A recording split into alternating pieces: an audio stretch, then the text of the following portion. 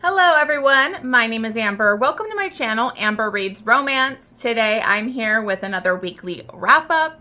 I had a fantastic week this week. Even though I have been kind of stressed with all the arcs I've had to read this month, I did have a standout arc that just freaking blew me away. So I'm so excited to talk about some of these books today.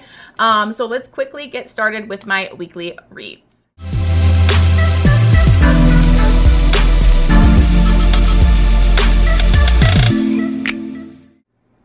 Okay, guys, so this week has been fantastic.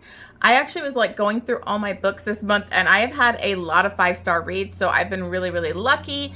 I do have to admit that I have been kind of stressed because I realized I had a lot of arcs and ALCs this month that I've literally only read what I have to read this month so far. So the first half of October has literally been all arcs and ALCs. I haven't even got to mood read and read the books that are on my TBR that I need to get to. So I think I'm finally caught up. I have one more ALC to listen to, but I think I'm finally caught up with my arcs. So the rest of the month I should be able to read what I want. Although right now I am currently reading and listening to the 6th Outlander book for the Outlander read-along that is going on. So that one is taking me a while too. So I started it mostly yesterday. I picked it up earlier in the week and didn't really get to it. Work has been, like I've said in the last couple of videos, pretty crazy. So I wasn't really able to dive into it that much, but I've only gotten about 22% into this thing. I mean, it is about 1,000 pages. So hopefully I will get that done sometime this week and get that past done. Anyways, let's dive into this week's reads. I did read 7 books, so pretty good. And I have some really big standout ones to talk about. So let's get started. The first book I want to bring up is Waves of Fury by K. Webster. Last week I talked about, I believe it's Skies of Fire. And that was by Lindsay Pogue, and her and K. Webster did this. They're both standalone books, but you can read them in any order, and they're tied together in the same post-apocalyptic world. So if you are interested in that other book review, make sure you check out my last week's reads. I'll put it up in the cards. But definitely that was a 5-star. Freaking loved this post-apocalyptic world they built. Such great world building. It's intense, and that is definitely carried through Kay's book too. So I love K. Webster. I read a lot of her taboo romance. So this one is actually pretty sweet and mellow romance-wise. It's the world that's intense. So in the previous one, we were introduced to the hero there in Texas, and his brother during all this fallout is in San Francisco. So in this world, they've kind of been grown up. They've been raised it happened before they were born, I believe, where an asteroid hit the moon and it fucked up everything on Earth. And so the scientists have been telling us about the world is going to end and all these natural disaster type of crazy weather conditions are happening to Earth. So they you have some skeptics, you have some people that are true believers and kind of crazy. And so now all of a sudden everything is happening at once. In that previous book, there were fires, earthquakes, sinkholes happening. So much stuff going on. And in that book, in Lindsay's, we learn about that hero's brother, who is our main hero in this, Kellen. And he is a CEO of his own company in San Francisco. And a tsunami basically hits San Francisco, and his brother is worried about him that whole time in that book. So I was so excited to get to Kellen's romance. And in this, Kellen is gay. He came out to his dad. His dad was pretty abusive and horrible to him. So he didn't want anything of the ranch life. He was raised in Texas. So he basically picked up and left and moved to San Francisco. Now he's a CEO. He's very successful. He's on the top of floor almost of this a skyscraper in San Francisco. And then we have Tyler, and he is like a food delivery guy. This is an age gap. It's a pretty big age gap, but it doesn't seem noticeable in this for some reason because Tyler is like very mature. He is with his brothers. His older brother kind of had to take care of him and his brothers because his parents were what they called Moonies, where they're like fanatics about the end of the world. And they ended up like, I think, trying to kill them and then kill themselves. Something crazy like that.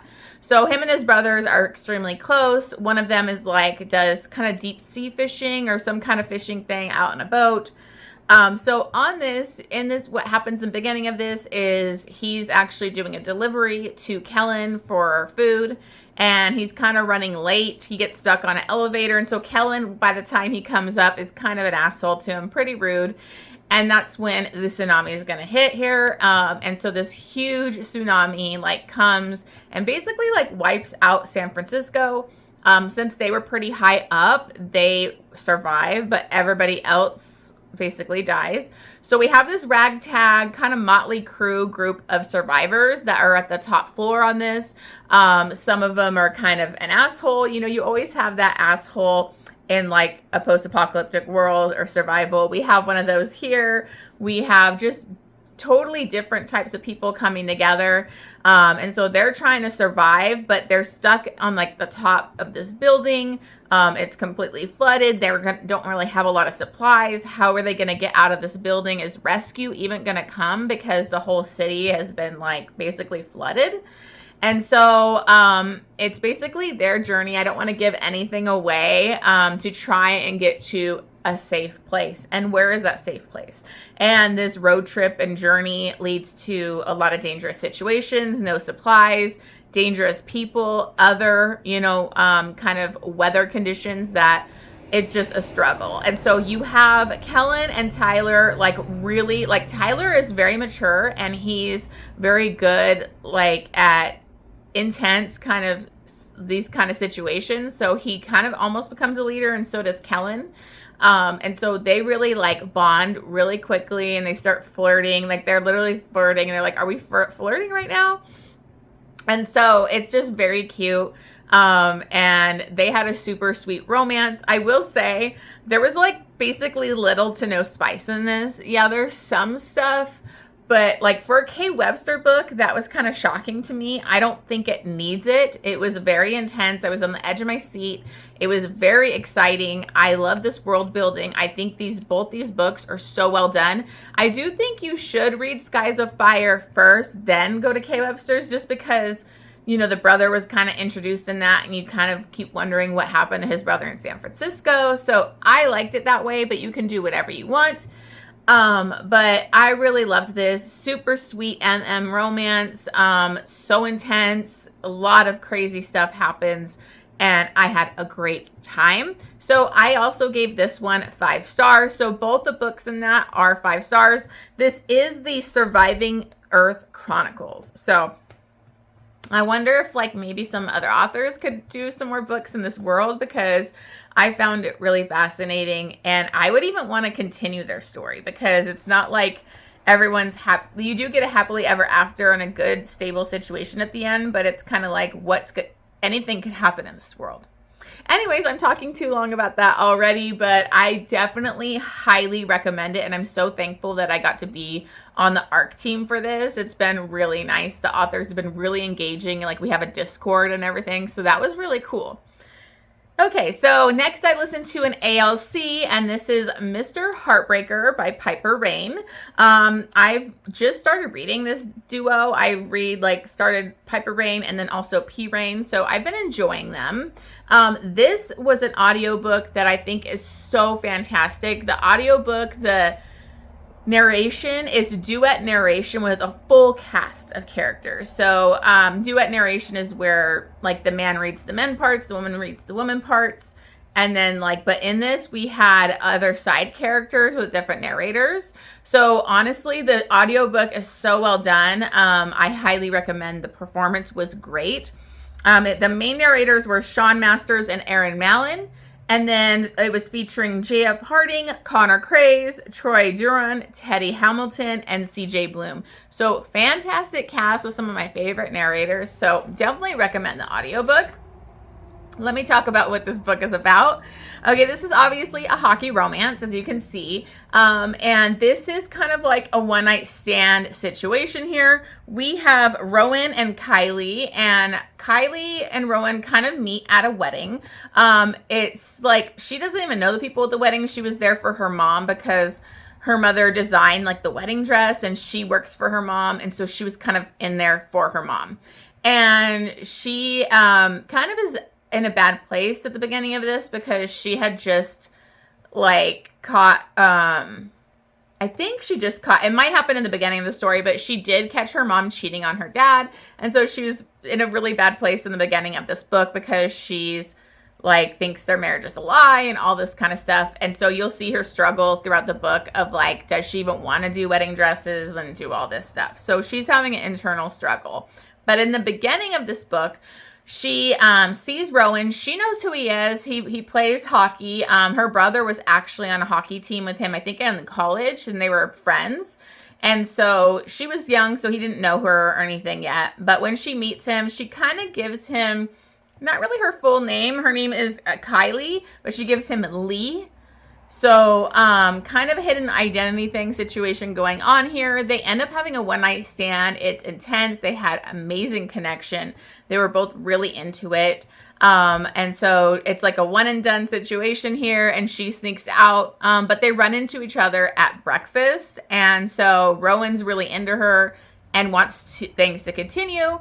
And so she does agree to do this. And especially after the situation with her mother, she like really needs like a place to like kind of let loose and have a good time. The problem is that her brother had always like set this rule that she could not date any of his hockey team members and whatever. And then now her brother is getting transferred and to Rowan's hockey team. And so she basically like has kind of carried this lie and keeps lying and doesn't tell him the truth. So they basically are kind of just friends with benefits, but they're starting to really get into each other. But the thing, my problem was with this is that she lies when it didn't really even need to be a lie. Like she had so many opportunities to tell him the truth, and to the point where she'd be like, oh, I have to tell him now. And then be like, and then she'd puss out and then not tell him. And so that really irritated me in this book, like, because it's leading to like an unnecessary conflict at the end because her brother is going to be pissed. Like it's going to fuck up the team dynamics and she's lying when all she had to do was tell him who she really was. So it just bugged me. That's kind of what took this down for me, but it might have, I don't know. I feel like it's a solid 4-star, but I didn't like the lie and how long it carried on throughout the story. So I ended up giving this one 4 stars, and it is 4 chilies. There's a lot of spice. That is also another thing, is it's mostly like a sexual connection through a lot of the books. So I think it's heavier on the spice and smut. So if you want a good spicy fun time, I think this is definitely a good choice. Okay, so then another arc. As you're going to see, these are all arcs and ALCs for this week. So, and I was hitting the deadlines where I was like running behind when I needed to put up books. So I feel really bad, but like I just had so much, and they were all releasing around the same time, so it was really tough.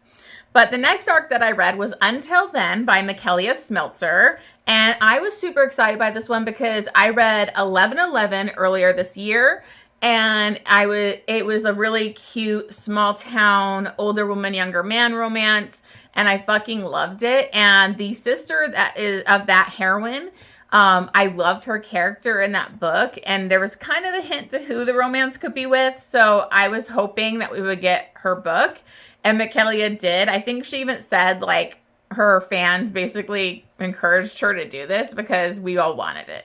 So in this, we have Izzy, and Izzy is the sister for the heroine in 1111, and she's a very successful influencer. She's even to the point where she gets, deals. She's making money. She has ad campaign things she does.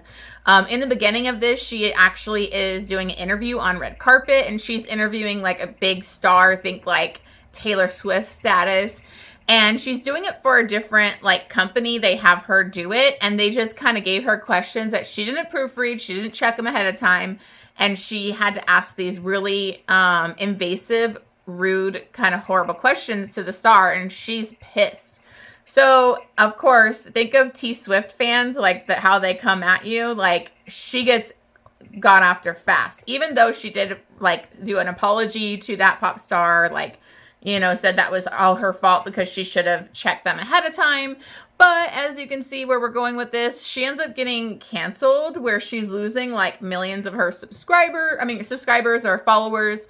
And she's just in a really bad place. She's lost like a couple deals that she was supposed to do, and she's kind of just not feeling it anymore. She doesn't really love LA. Her sister's living in this really cute small town, I think in like Maine, and she just loved it there. So she's like gonna take a reset and go out there. She wants to stay out there for a few months, I think for like the summer. And so her sister had always told her, you know, you can come stay with me. She gave her a key. So she goes out there, and she happens to walk in on her sister, who is living like above her business, having sex with her younger boyfriend. And so she was like, oh shit, you know, and it's a smaller place. So she realized she doesn't really have anywhere to go, and the cute hotel thing that they have there is all booked with tourists. And so her assistant actually lives in this small town, and she offers up her dad's place, which is Derek. And Derek is actually the father of the hero from the first book, and she had pushed Derek to go on a date with her sister in that book, which ended up being kind of awkward since she fell in love with Derek's son. So, you know, Izzy has actually had a crush on him this whole time. This is an age gap. He's a single dad. He's a widow, so his wife died, and he doesn't really date that much, and he kind of doesn't get out there. And so we have a forced proximity. They're living together, and she ends up working for him too because he needs a new assistant while his assistant is on maternity leave. And so this was just really cute and sweet, and I loved it because they really spend so much time together. He takes her out like on his boat all the time. Oh god. Okay, sorry about that. It just got really windy at my house and my curtains were flying. So anyways, she ends up going out on the boat with him a bunch, and he is like spending time with her. She gets him to watch like Gilmore Girls with her, and they just become so close, and they are mutually pining after each other so hard, where like it was just, they were really adorable. And he's really hung up on the age difference, and she doesn't really care. But they eventually, you know, can't deny their connection, and they get together, and it's just, I loved it because there wasn't like this conflict with like his kids or like telling people the truth. It didn't like have this unnecessary drama around it. So I really appreciated that. But there is an emotional like third act that has to do with like a side character, and it was very emotional. So I do want to say trigger warning for like loss of a loved one and grief, because that definitely had me tearing up for sure. So I really loved this. I don't know, it just was so feel good. I really love Micalea Smeltzer, so I definitely recommend 1111 and Until Then. They're fantastic. So I ended up giving this one 5 stars and 3 chilies, because when they get together, it is hot. Okay, so then I listened to an ALC, and I listened to Of Heartbreak and Harmony by Brit Benson. And this is the second book in the hometown, I think, Heathens? Oh, the hometown Heartless. I couldn't read my writing. Okay, so anyways, this is the second book. This is a rock star second chance romance. I did not read the first one, so I think you can definitely go in and read it as a standalone. Obviously, you'll get more because,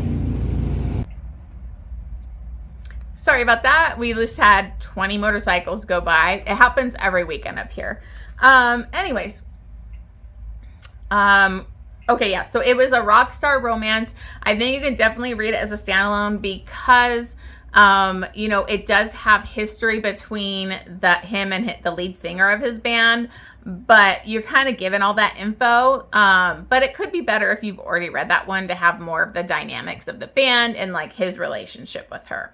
So anyways, this is Second Chance, and this is Torrin King and Callie's romance, and they actually met at a musical festival. It shows you flashbacks of like a few years ago when they first met.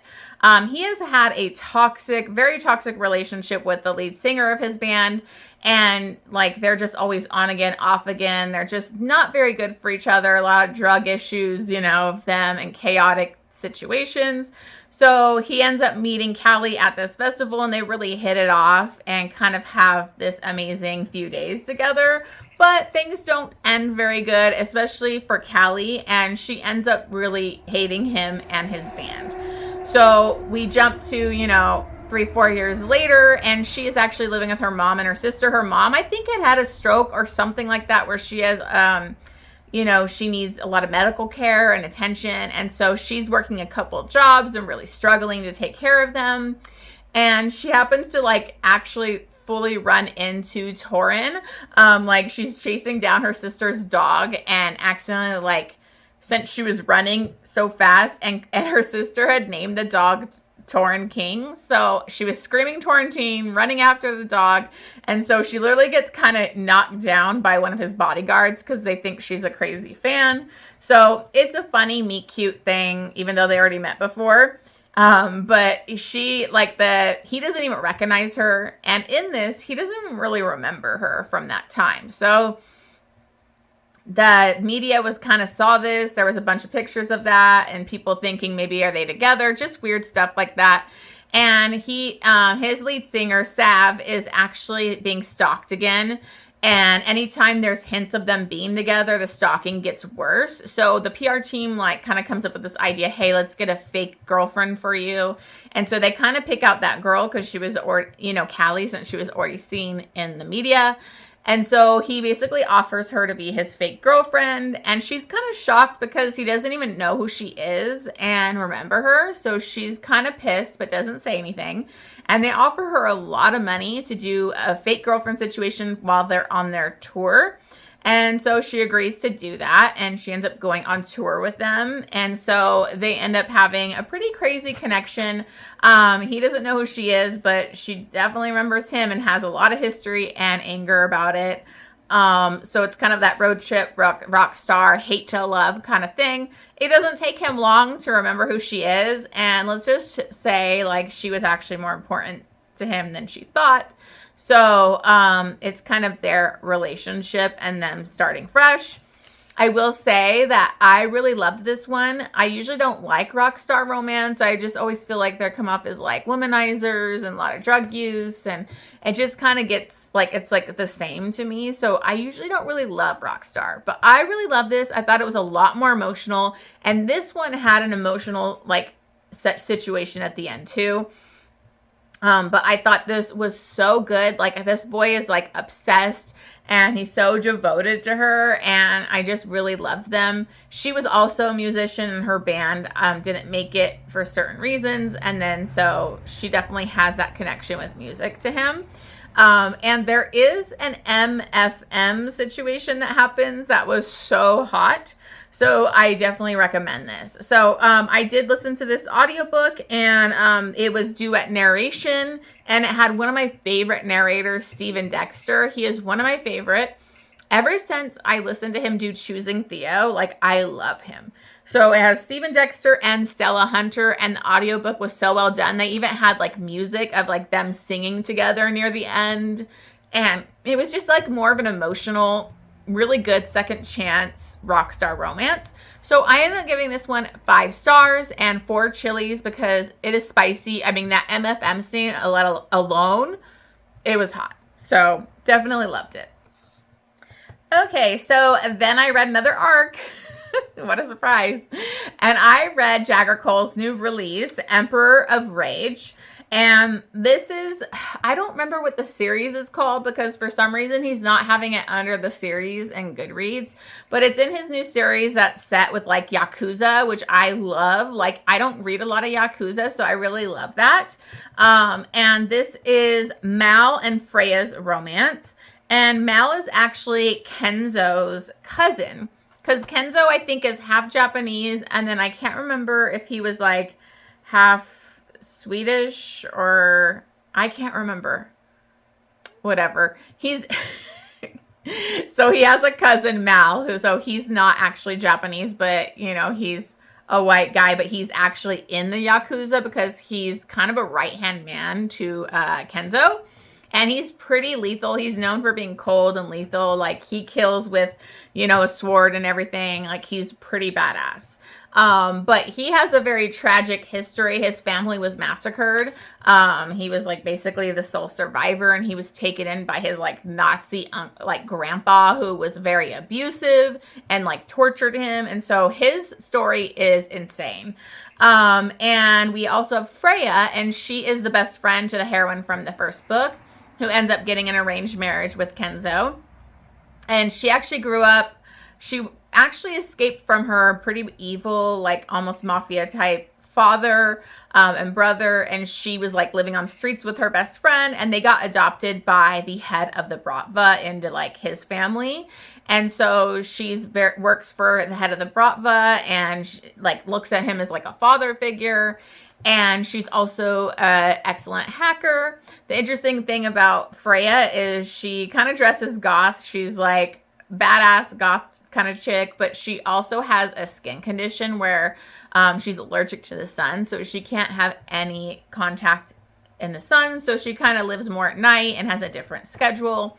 But she ends up having to go hack the server in this like abandoned looking building to do a job for her adopted father. And she's there and she ends up seeing Mal. She kind of hides and she sees him kill like 4 different mafia guys.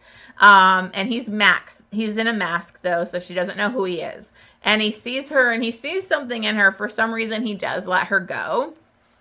And then we jump ahead to her friend's engagement party, and Mal is there and he sees her and he basically lays it all out. I liked that it didn't hide who he was that long, because he basically let her know he knew who she was. And he actually knows, because he's a hacker too, and he found out a lot about her past, and he knows who her real father is, which she's hidden because her father did some pretty bad things to her adopted family.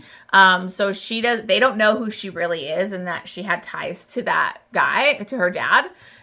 So he basically threatens her, lets her know, like, I own you now, which we've seen that in a multiple Jagger Cole, but I didn't mind it. But he kind of knows she has a secret kink that she's into. She is a virgin. She's like 26. She's a virgin though. And she is really into the CNC dynamic and primal play and really rough sex. Like, that's what turns her on. And so they both have that same kink, and they kind of end up exploring that together.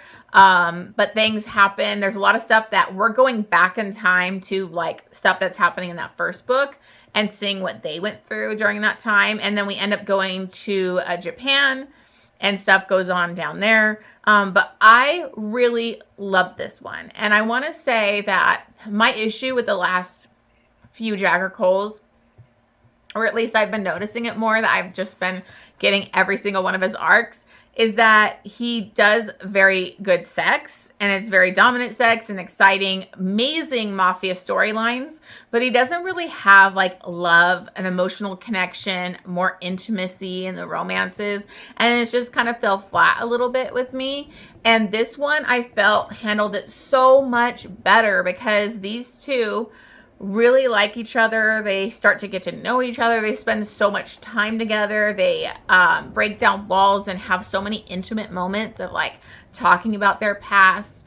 There's so many sweet moments with them that like you actually feel them fall in love, instead of like the last few where like they're just hate banging and then it's like, oh, I love you. Like, this actually felt like you could see them falling in love for each other. So I just want to say that I'm really impressed with this. Maybe Jagger Cole's been listening to some of us say we need some more intimacy. And I was annoyed because I was like, another CNC. Like, I feel like Jagger Cole is obsessed with CNC and he constantly does it, but it's not too heavy in this one. There's a few scenes, and there's like rough sex and like primal play and stuff like that. So it is very, very kinky as usual with Jagger Cole, but I just think it was better because I actually felt these two really were a perfect match together and loved each other. They're both making like sacrifices for each other.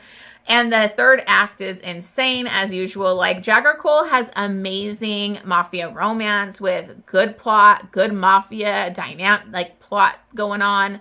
It's always exciting third act. And I just really enjoyed it. So I ended up giving this one 5 stars and 4 chilies. Okay, then I read another arc, and this is Bourbon Harmony. This is by Walker Rose. This is the first one I've ever read by this author. It's the 4th book in this series. So, and I forgot to write it down, so I'm sorry. But I think it would have been better if I read the other ones because there's a lot of previous couples that are constantly brought up. Like, I'm supposed to know who they are and like all this other stuff. So I was kind of like checked out during those scenes, got kind of skimming because I don't know who any of these people are. But I mean, you could definitely read it as a standalone if you don't mind that. But this one was interesting. This is another, I'm reading a lot of second chances. This was a second chance romance.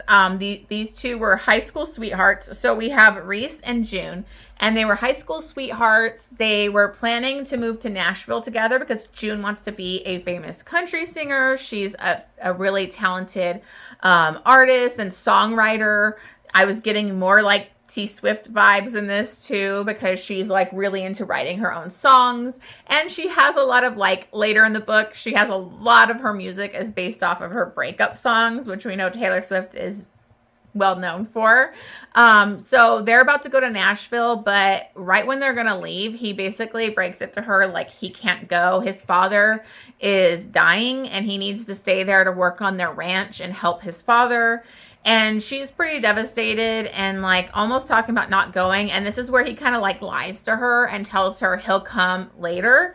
Once everything goes on with his dad or whatever happens, he'll come meet her later. And he basically kind of ghosts her and stops reaching out to her and kind of just ends things with her. And so she's pretty devastated. And then his father ends up, when he does die, she goes out to the funeral and he's very cold to her and pushes her away and basically kind of says they just had a high school thing and to move on. And so she's pretty devastated, and that's what she does.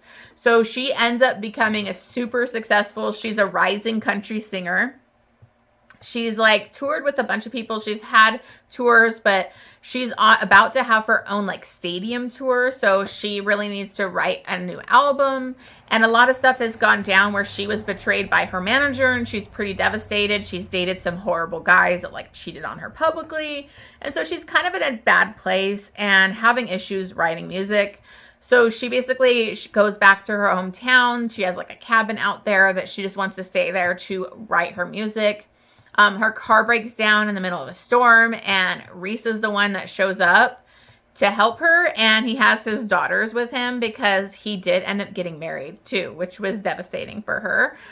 He ended up getting married and having kids, and so that was really heartbreaking for her. I think it's like 15 years down the road that this takes place, so it's a big second chance. And so she ends up kind of staying with him for the night and really hitting it off with his kids because she needed a place to go.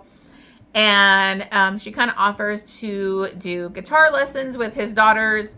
And he comes off like really big asshole in this. Like, I really had a lot of issues with Reese because his reasoning for pushing her away and never being with her was just dumb to me. So I was pretty frustrated through most of this book with him because like they wasted so much time. Like his father died and then his stepmom sold the ranch. So it's like he didn't need to stay, but he was doing what was right for her. So that's my issue with this is like we have that white fang type of situation where he pushed her away because of her career and doing what's best for her. And really like it just led to a lot of heartbreak. So anyways, she's kind of having writer's block and they kiss at one point and it really inspired her. And so they're going to hook up to help her with her inspiration or whatever. I don't know, but they end up kind of getting together, hooking up, and we go from there. So I did like some of this, but again, his whole pushing her away thing, the way he treated her was just so stupid to me that like I was irritated. So I did love the daughters. They were amazing. But I don't know. This would probably be more like a 3.5 star, but since it was an arc, I did round it up to 4. And I gave it 3 chilies. So, okay. So now on to the last one, which is my 6-star read. I got a 6-star finally this month.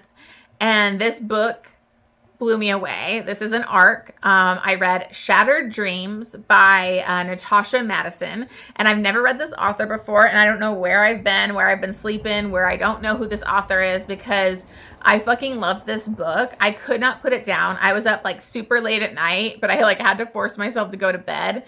But this book was like wrecked me. It is so angsty and emotional. And it just like, it was such good writing. It sucks you in. I honestly like felt so connected to these characters and their story. And they have such a good character arc and growth through this. Oh, it was so good. So what this is pretty tragic. The beginning of this book starts off really bad because we have 3 couples and they are actually kind of partying. They're going out to like this cabin and they're hanging out at the campfire. And we have Charlie and his girlfriend, and then Autumn and her boyfriend. And then there's another couple. But Autumn and her boyfriend are kind of like a toxic relationship. They're arguing. He kind of seems pretty abusive already in the beginning of this book. And then, you know, Charlie's like head over heels in love with his girlfriend. They're living together. And so Autumn's boyfriend wants to leave and he's the DD. So, but weirdly, she was like trying to get the keys from him to drive and he wouldn't let her. And they end up getting into a very bad accident. And her boyfriend and Charlie's girlfriend end up dying. And it's just a very bad accident. And ends up happening is that she's blamed for it because he was drinking, but he was hiding his drinking and she knew. And so she kind of basically gets blamed for the accident for not stopping it. And so Charlie has like a lot of anger to her, and the town, like a lot of stuff goes on with this accident because her boyfriend was like from a rich family of power and she kind of spoke out about things. So the town hated her. It affected her like family. And then Charlie like went off on her. And so she kind of just left and has been living, you know, in another small town. But now I think it's been 8 years, if I'm thinking correctly. Sorry, it's been so many different second chance romances, but it's been years and she gets called by her brother to come home because her dad is dying. And so she returns home and then she finds out their distillery, they own a distillery and a bar. Sorry, my curtains are just flying all over the place. Anyways, so her family owns a distillery and a bar, and she finds out that they're like almost bankrupt because that family of power that she spoke out against has basically got everybody to kind of blacklist them and not be selling their whiskey and whatever. And so she's like basically trying to figure out ways to save her dad's and her family's business. And Charlie runs into her and he is not happy she's there. He goes off on her. He has like never moved on from his girlfriend's death. He's basically been like, just has random sex with people and has no, like, he has not moved on. He still like had a drinking problem too a little bit when she died. So these two people are just so like have so many like they are having trouble dealing with their grief, their loss. She blames herself. She, you know, just, it's very bad. And so they kind of come together in a crazy way because Charlie ends up going to her house to kind of tell her off, and they end up hate banging anyways instead. So they end up having an insane kind of one night stand, I guess, but that leads to a lot more. I mean, this hate sex was super freaking hot. It was super hot and like angsty. And so, but he can't like stay away from her and he keeps showing up. And so they kind of are like having sex. At first it's hateful, but then once he learns like the full story, he kind of learns that he's been treating her horrible when she was a victim. and like he feels really guilty about that, so he starts to kind of pursue her in a sweeter way and try to build trust with her, and it was just so moving. I mean, like, I loved these characters. They're so, like, they have so much loss and guilt and grief, and they just come together. And it's also that kind of angsty thing because it's like, that was her best friend's boyfriend. You know, she feels kind of guilty. And there's a lot of stuff going on in this small town. And I just loved it. Their journey together was so beautiful. I cried multiple times in this book, and it just moved me. So I ended up giving this one 6 stars. It is so amazing. I cannot wait to read more from this author. So I'm really excited. This is the first book in the Dream series, I think it's called, because I loved her brother's character, and I loved, oh, that's another thing I forgot to mention. Okay, so Charlie runs this ranch, but it's also like this where they do horse therapy, and that's always been like one of my dreams to like volunteer at one of those places. I'm a big horsey girl. I love horses. I never got to have them growing up, but like I would always go to horse camp, and so I'm always a softie for horses, and then like to use them with therapy is just so beautiful. So that was a really sweet part of this book. But he has a guy that's like his right-hand man that's pretty grumpy and gives it to him straight. And I just want their books. So anyways, 6-star read. Highly recommend. I gave it 3.5 chilies because their spice together was so hot. But it was so much more than like sex, as they're like falling in love with each other and getting over their loss and like really coming together, and he like really stands up for her and fights for her, and I just loved it, you guys. I loved it. So those are all the books that I read this week. Thank you so much for watching this. Sorry, there's probably going to be some weird edits in this from all the wind in my curtains, but it is what it is. Thank you so much for watching. Don't forget to hit that subscribe button, leave me a comment, and like the video, and I will see you guys on the next one.